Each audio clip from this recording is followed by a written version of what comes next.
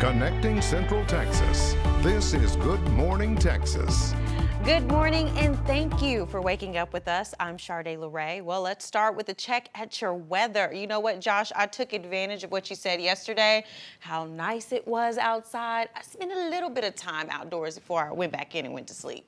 Yeah, you know what? That's a good idea because it's nice outside yesterday. It's going to be nice outside today, too, but you will see a little bit more cloud cover. So if you're a fan of the sunshine, sun's not going to be out as much as it was yesterday. Low to mid-50s out there currently, even some low 60s down towards Georgetown. Expect another warm one this afternoon. Again, the clouds will be pretty heavy, but we'll get into the lower 80s in Gulfway, Evant, Coppers Cove at 81, same in Clifton, along I-35. Expect 80 in West and in Temple, 81 in Killeen and 82 in Marlin. And in our eastern counties, temperatures close to 82 in Fairfield and in Buffalo, 81 in Cossie and down into the Brazos Valley. May stay in the upper 70s in Rockdale, but most areas heading into the lower 80s. Now, it'll be dry today and tomorrow, but storm chances are working back into the forecast, so I'll let you know when you'll need that umbrella again coming up.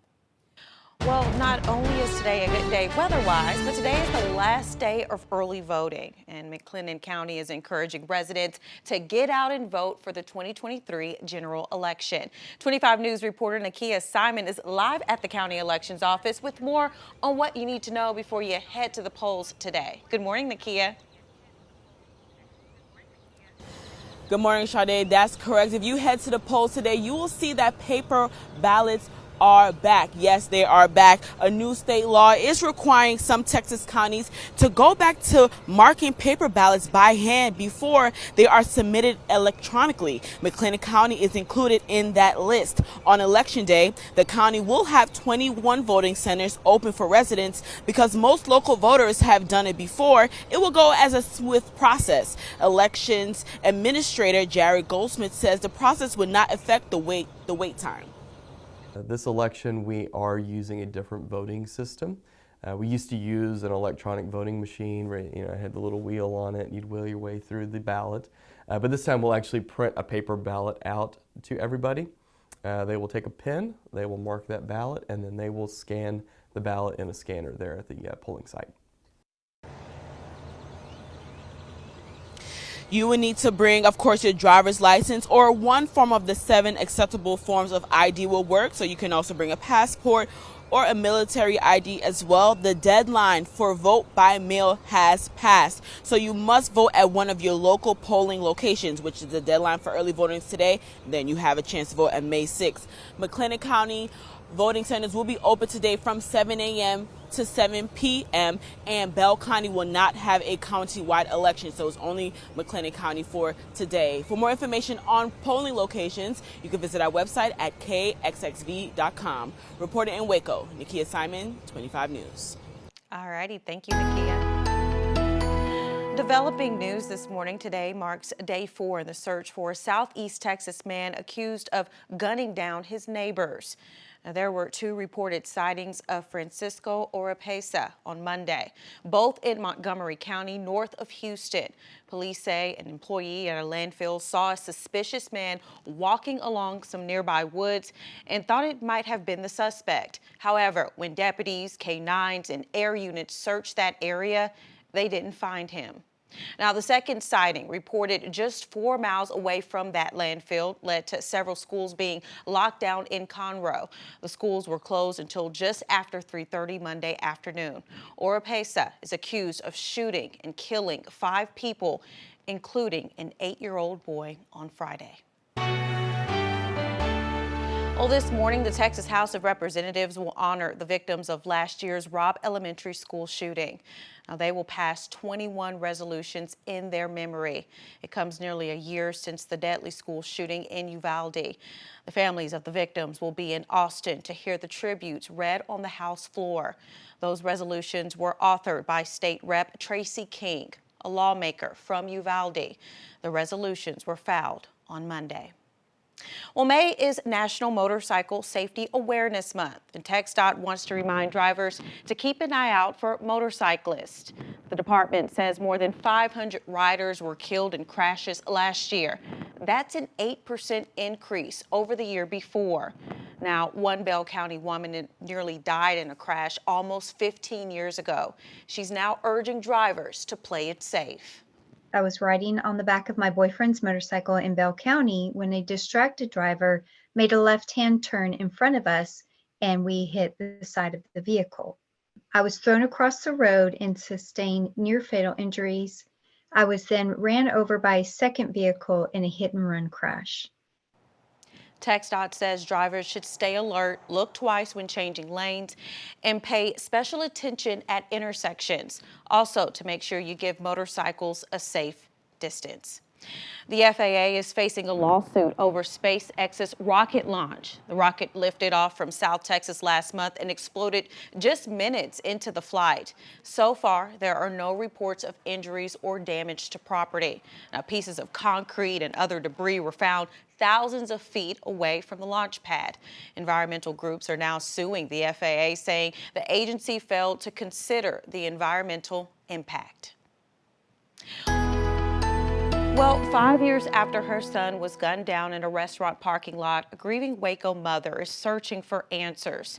25 News reporter Andrew Lemparski spoke with the mother of Justin Bibles, who is sharing her frustrations with the justice system. May 1st is a day Zeta Bridgewater will never be able to forget. Wasn't he handsome?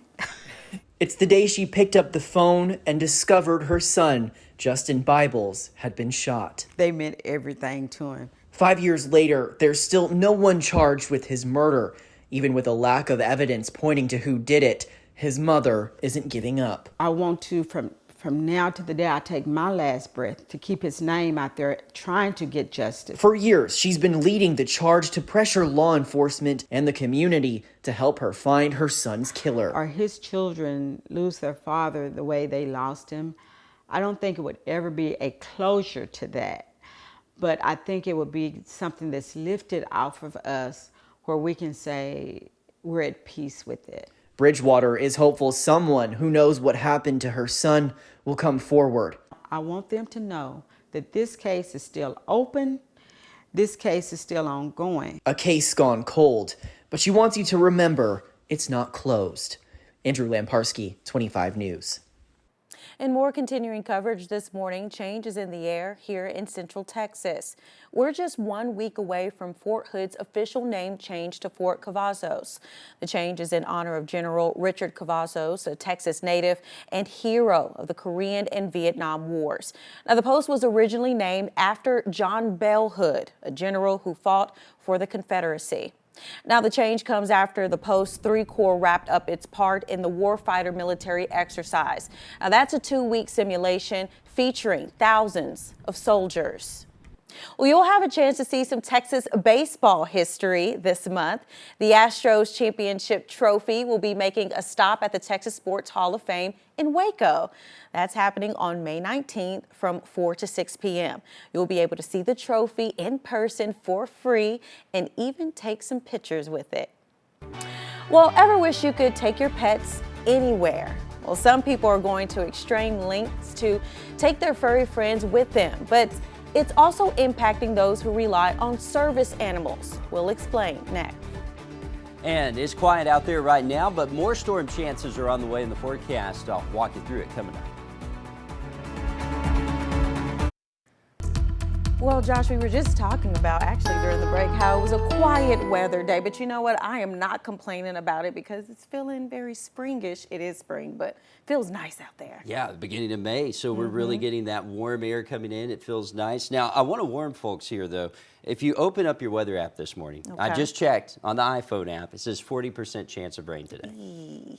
Is that is true? wrong. It's No, wrong. It's wrong. There you go. That's why you gotta Everything listen to I've Josh. looked at today has even a less than 10% chance. So Good. I don't know where that's coming from, but that's why we trust the meteorologists and not There the you go. app. And today is going to be a day where I really don't think it's going to rain in Central Texas. However, it is a sign that moisture is working back into the atmosphere, and that will lead to rain chances. There's a look outside right now. Clark Rufi Cam looking over Baylor this morning. Quiet weather for now. We're going to slowly warm up here over the next 24 to 48 hours, and then Could get storm chances rolling back in here by Thursday. Out there right now, we're in the low 50s, 53 Waco, 58 Temple, 61 in Killeen. So you notice some of these warmer temperatures down there. That is where this humidity has started to build down the south, and that will slowly work north today, but with the east-southeasterly component to the wind, we won't see a huge increase in humidity. It'll be kind of a slower increase. It's live radar network showing you that things are quiet right now. We do have a stationary front down to the south, and it's south of that stationary front where we've socked in that Gulf moisture. You notice the big blue H north of the stationary front, though? That is going to swing the winds back around the southeast starting tomorrow, and we'll start to see this Gulf moisture work back into our area. The humidity will come up, and that'll also sharpen the dry line out over West Texas. That's where they have the potential for storms today. I say that because it's important to monitor that dry line. It's going to get closer to us here over the next few days. By Wednesday, look, we got thunderstorms firing out towards Abilene, and then by the time we get into Thursday, I think this is when we're starting to introduce rain chances again. We'll see thunderstorms fire along the dry line out west and try to work in the evening. Expect that similar pattern to set up Friday, Saturday, Sunday. We get that pattern going. This is typical for May. The only problem is it's hard to nail down exactly when it's going to rain the best because it relies on very subtle features. So that's why you're going to see a lot of 30% chances here in the forecast. But I do think Thursday will be a day where we have a slightly better chance of storms, maybe Saturday as well. For now, though, just expect the potential for scattered thunderstorms to work in as we get into Thursday on through the weekend and into early next week. People with service dogs are experiencing a lot more dog distractions and disruptions of the work of our service dogs in public places. Yeah, fake service dogs. Some Texans who truly rely on service animals say it's a growing issue. Now lawmakers are getting involved. And 25 News in-depth reporter Alicia Nespreto explains. Steve Elliott received his first guide dog about 1.5 years ago. It's been amazing. As I tell people, have guide dog will travel. The dog's name is Laird, and Elliott says he's completely changed his life.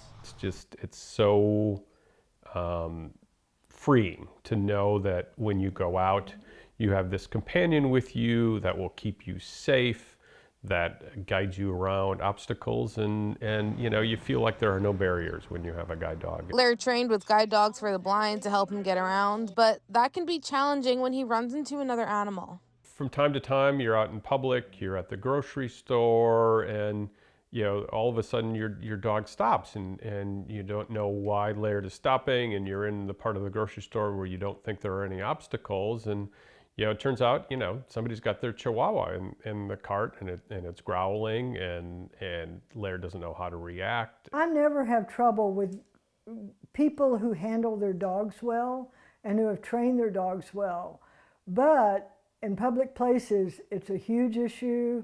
Elliott's neighbor, Pat Pound, has had many similar encounters with fraudulent service dogs when out with her own guide dog. She says one time at the airport, a dog in a service vest attacked her guide dog. I almost fell. I was trying to make sure my dog was okay. I dropped my sack, coffee went everywhere, on me, on my dog. So by the time I could collect myself, because I was crying and upset and trying to figure out if my dog was harmed, there was no one around to deal with it.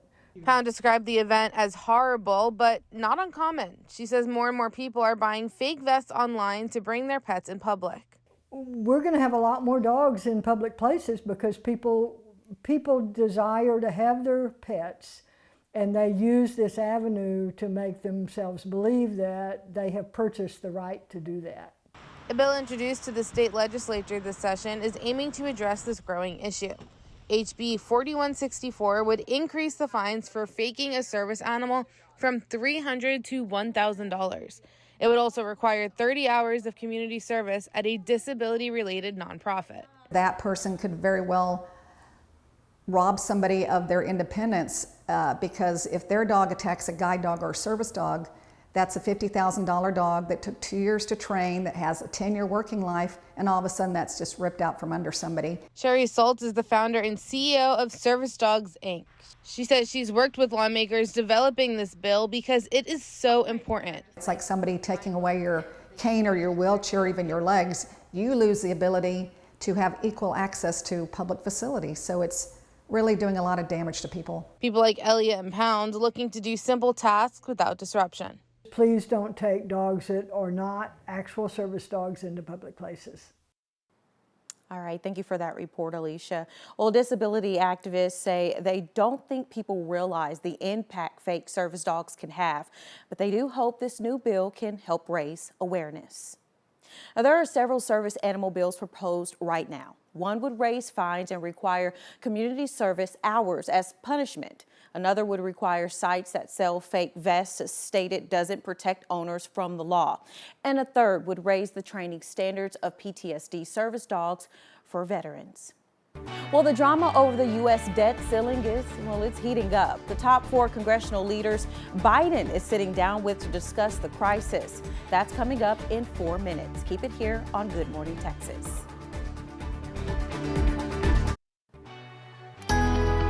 It's now 6:21, and here are your top stories we're following for you this morning. A Senate committee holding a hearing today on Supreme Court ethics. Expert will testify why they believe it's important for the High Court to have a code. It comes after several recent reports surrounding some Supreme Court justices and failures to disclose real estate deals and luxury gifts. An urgent warning about the U.S. debt ceiling. The Treasury Secretary says the county or the country, could default on its debt by June 1st. If lawmakers don't raise the debt ceiling, we could see a global financial crisis. President Biden will meet with congressional leaders next week to find a solution. And this morning, thousands of film and TV writers are walking off the job. After weeks of negotiations, the writers failed to reach a new deal with studios. Now, the labor dispute will force several projects to stop production. It marks the first writer's strike in 15 years. Well, a new vacation spot is taking Central Texas by storm. We show you the new attraction that's making me hungry and is inspiring everyone's favorite frozen treat. Well, ice cream fans rejoice, or you can scream. There's a new vacation spot in Central Texas you just gotta check out. This is Casa Kumwesu, a new vacation rental in Waco inspired by everyone's favorite frozen treat. Look at that. My San Antonio says the 2,300 square foot home is one of several passion projects by 2 married food bloggers. The home is decked out, fully equipped kitchen for all your ice cream needs, apparently there, as you can see on your screen. And it features plenty of ice cream decor that's Instagram worthy. We say that because I'm sure people are gonna be there snapping pictures. You can rent it on Vrbo or Airbnb. I feel like that's what a lot of these things are, right? Like, let me go to the house and snap a picture. So pretty cool there. Took a lot of time to probably decorate that. Yeah, it's crazy how many different things are available now in that vacation world. Yes. What is your favorite ice cream though, Josh? You know what? Anything Bluebell, probably. Ooh. I do like vanilla and cookies and cream. Cookies and cream is probably my favorite. Cookies and cream is mine. Yes, I agree with you. Well, listen, let's give away another Good Morning. Hey, you could probably eat ice cream out of this mug, right? I've done it before. Not this particular mug, but you've done it in a mug. Yeah.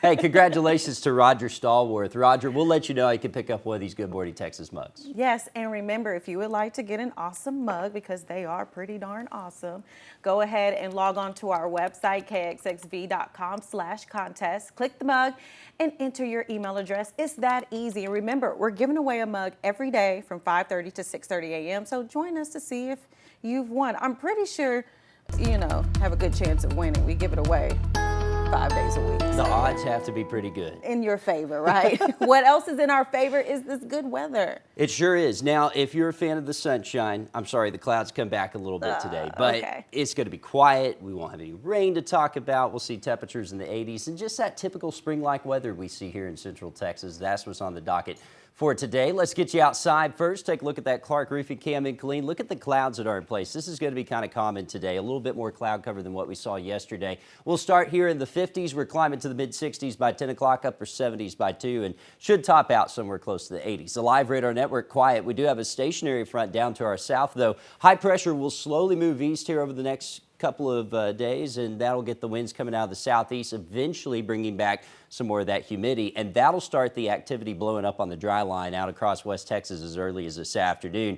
As that dry line gets closer to us, we'll bring thunderstorms back in our forecast, and right now I think our next best chance of storms will be setting up for Thursday. We'll get that out of the way, and we'll keep these little patterns going where we see thunderstorms developing on the dry line out west and trying to make a run for us as we head towards the evening. So at least those scattered thunderstorm chances are coming back. It's hard to pinpoint exactly which day when it's a pattern like this, so you generally just put these little 30% chances of rain all the way through the weekend on into early next week. So know that thunderstorms are coming back into the forecast, just not today.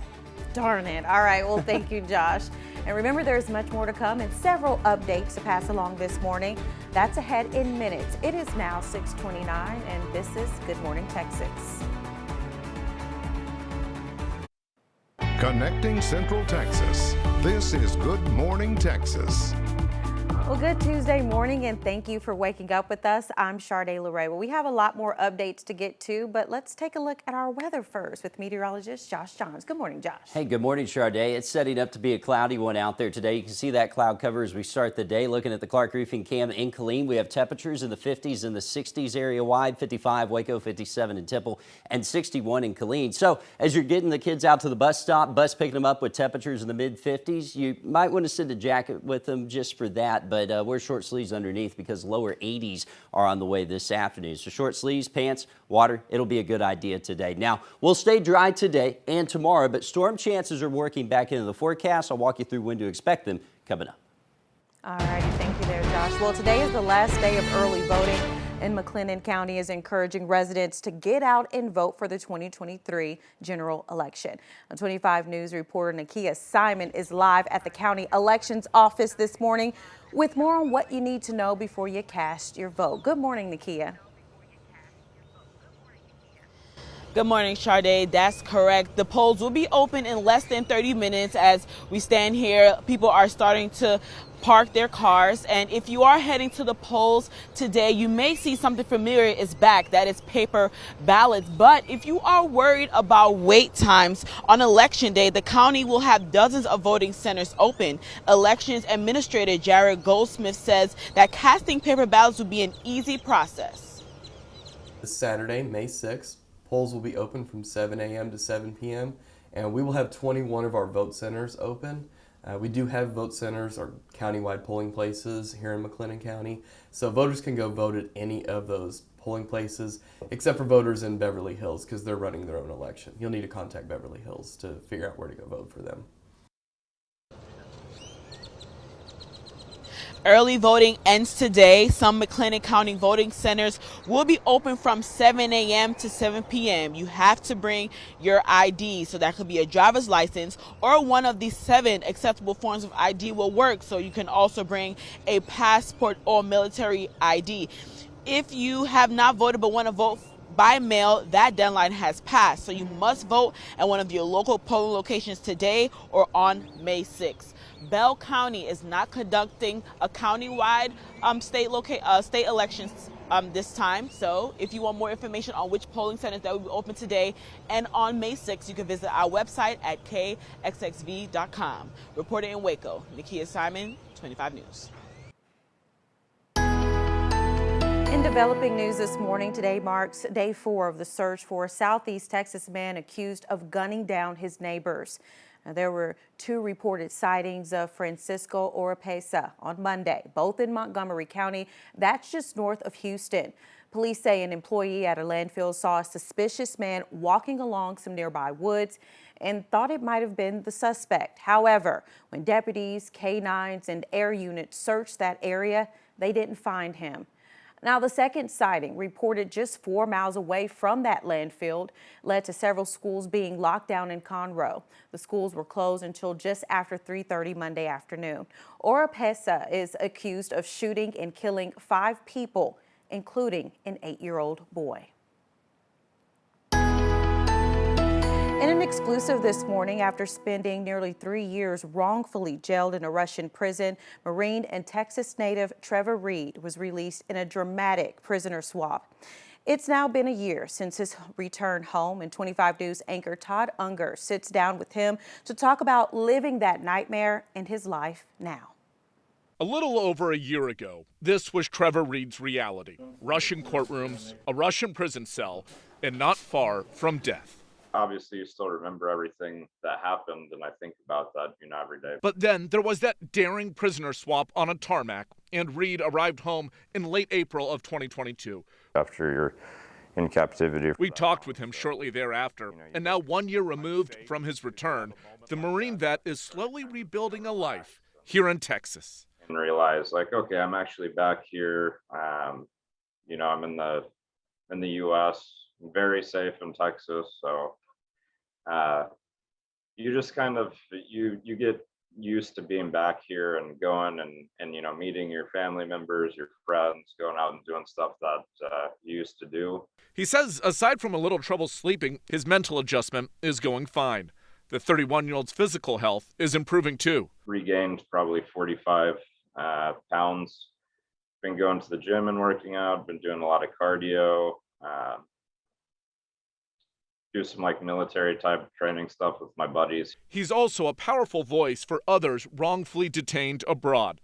Paul Whelan, Wall Street Journal reporter Evan Gershkovich, he wants to see them all brought home via a prisoner exchange if necessary. That's what it takes to get them out of there. I think that the United States should absolutely do that, and I think that they have a duty to get Americans home who are wrongfully detained. Most of all, the 31-year-old remains grateful to be back near his family and plans to resume school in the fall, studying international politics before eventually trying to work for the State Department.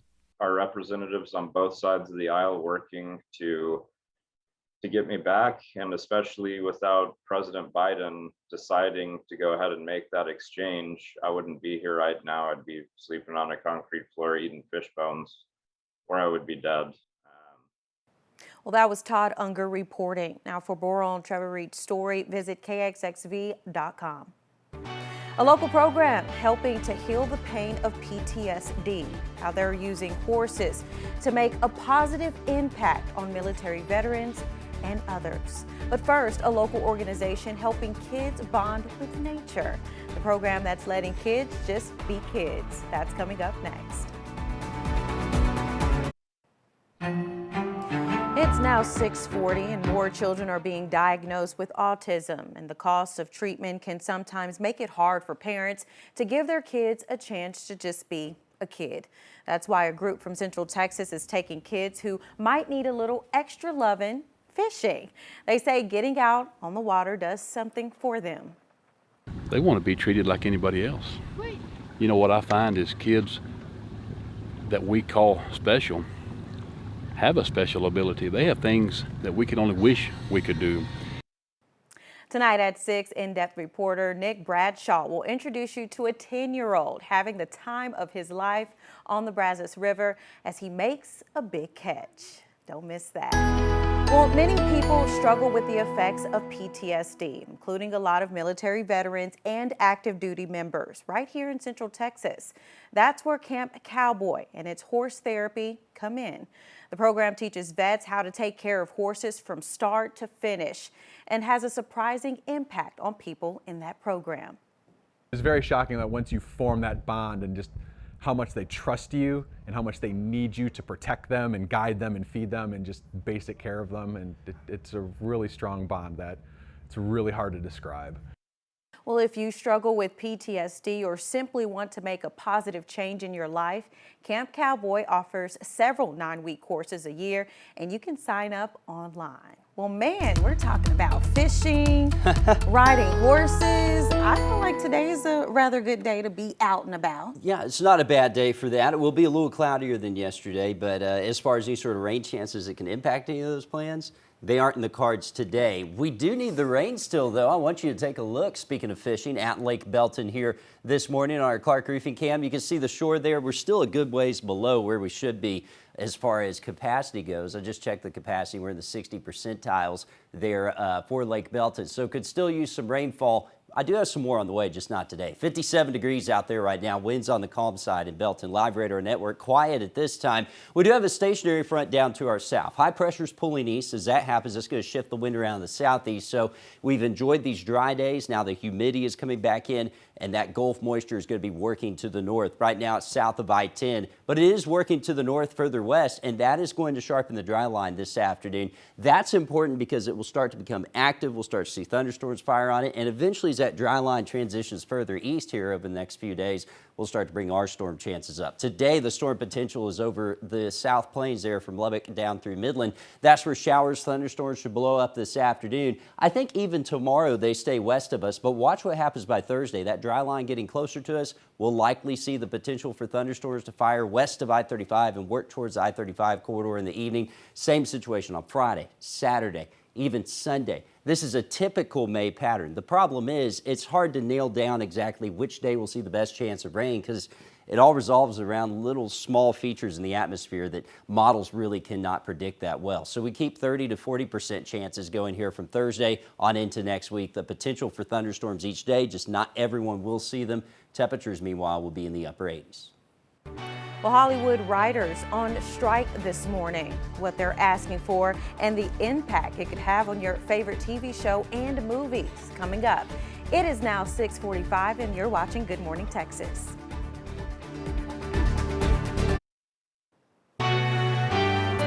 Trending this morning, you might see a disruption to your favorite TV show or even movies as Hollywood writers are now on strike. Now, more than 11,000 TV and film writers are now striking after the Writers Guild of America and the group representing TV networks and studios failed to reach a deal. Now, among other things, the two sides are at odds over writers' pay for shows on streaming services. Writers say streaming's lack of a regular seasonal calendar has hurt their income. Network series typically were 22 episodes or even more. Streaming series are 10, 8, sometimes even 6 or even 4 episodes. It may be a long time before viewers really feel the impact of a strike because all the major players have such vast libraries of shows. Now, the group representing TV networks and studios say it's committed to reaching a fair agreement. And the last writer's strike back in 2007 lasted 100 days, costing California's economy an estimated $2 billion. Well, the U.S. getting closer to defaulting on its debt. Just ahead, the urgent warning from Treasury Secretary Janet Yellen and the high-stakes meeting at the White House. And it's quiet out there right now, but I'm watching increasing storm chances for the middle of the week. I'll walk you through it coming up.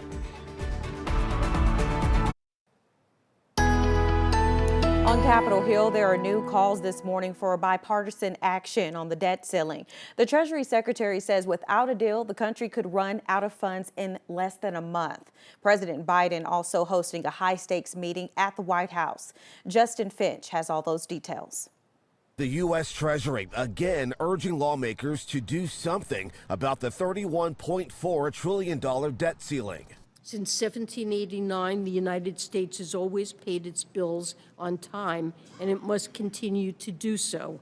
Treasury Secretary Janet Yellen alerting Congress the agency could begin failing to cover all the nation's bills as early as June 1st. A dire deadline amid the ongoing showdown between the White House and the Republican-led House. President Biden drawing a hard line, calling on Congress to raise the debt limit without conditions. We pay our bills, and we should do so without reckless hostage-taking from some of the mega Republicans in Congress. But opening the door for talks, reaching out to McCarthy and other top House and Senate leaders for a May 9th White House meeting. Sit down, negotiate it, get this off the table.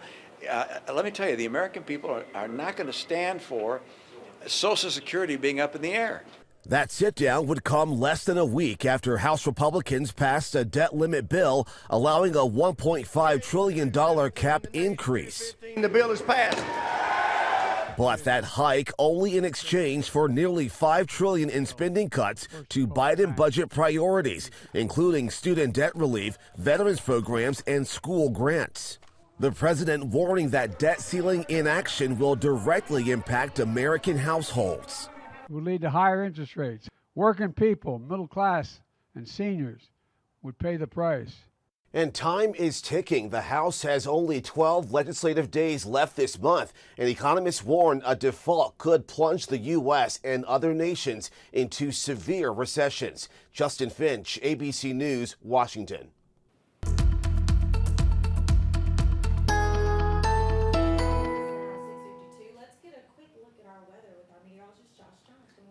Hey, good morning, Sade. We're talking about a cloudy morning out there right now. You see in Killeen temperatures in the upper 50s. We'll start off your Tuesday there, but we're in the mid 70s by noon, lower 80s later on this afternoon. So more clouds out there, still feeling like May, at least with that humidity starting to increase as well. Temperatures going to be right where they should be, though. Lower 80s later on this afternoon. 81 in Waco today, 80 degrees Killeen and Temple. Meridian will also be at 80, 77 in Hillsboro. Record, by the way, 95 back in 1943. We know that heat starts to build soon as we go further on into May. That tends to happen, so you got to enjoy these 80-degree days like we'll have later on today. 80 in Marlin also, Cameron at 80, 80 in Madisonville and in Centerville too, and 78 in Fairfield and in Groesbeck.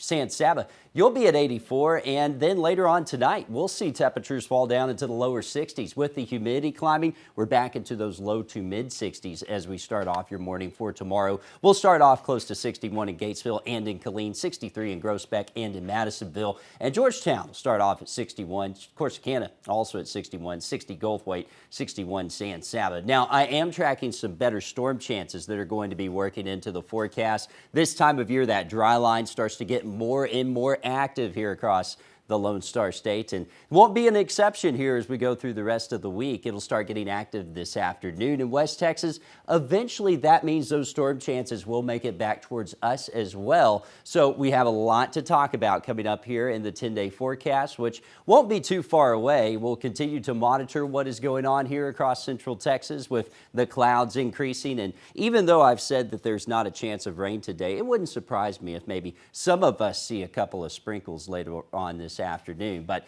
for now, it looks like those temperatures will get into the 80s this afternoon, and eventually the storm chances will be working back in as well. I've got a full look at your 10-day forecast, including those increasing storm chances and temperatures that are going to be climbing back close to 90, which is warmer than where we should be this time of year. That full 10-day forecast won't be too far away. I hope you'll stay with us as we continue to get further on towards there. But right now, going to go ahead and give you another look at tonight's lows. Let me step off the screen and we'll walk through the storm chances that are going to be on the way here as we go through the rest of that 10-day forecast. So storm chances will be working back in. Let me pull up Future Track, show you what's going on here locally across the Lone Star State. So we'll get over to that here shortly. My computer's starting to work. There's Lake Belton. We showed you that earlier. The live radar network quiet as well. We have a stationary front that's down to the south. That's where that Gulf moisture is. I'll talk about how that Gulf moisture increases our storm chances and have a look at that full 10-day here in just a few. Well, guess what? You'll have a chance to see some Texas baseball history this month. Yeah, the Astros Championship Trophy will be making a stop at the Texas Sports Hall of Fame here in Waco. That's happening on May 19th from 4 to 6 p.m. And of course, you'll be able to see the trophy for free and even snap some pictures with it. Well, it is now 6:55, and here are some of your top stories we're following for you this morning. Today is the last day of early voting, and local voters will see that paper ballots are back. A new state law is requiring some Texas counties to go back to marking paper ballots by hand before they are submitted electronically. McLennan County is included in that list, and the county voting centers will be open today from 7 a.m. to 7 p.m. Bell County is not conducting a county-wide election. We're also learning new details about the suspect in that deadly mass shooting near Houston. Federal immigration officials say the suspect has been deported from the U.S. 4 times since 2009. Police say he shot and killed 5 people, including an 8-year-old boy. Hundreds of law enforcement officials have been searching for him since Friday. Back to Josh on this weather, because the weather is so great today. It's quiet now, but we're definitely enjoying it. Yeah, we are enjoying it here, but remember, I left off talking about that dry line. This is what we'll be watching here over the next couple of days as thunderstorms firing over West Texas and trying to make it our way. Those storm chances linger on through the rest of the week on into the weekend and even next week as well. All right, well, thank you. And thank you for starting your day with us. Good Morning America is next. We'll see you right back here on Midday.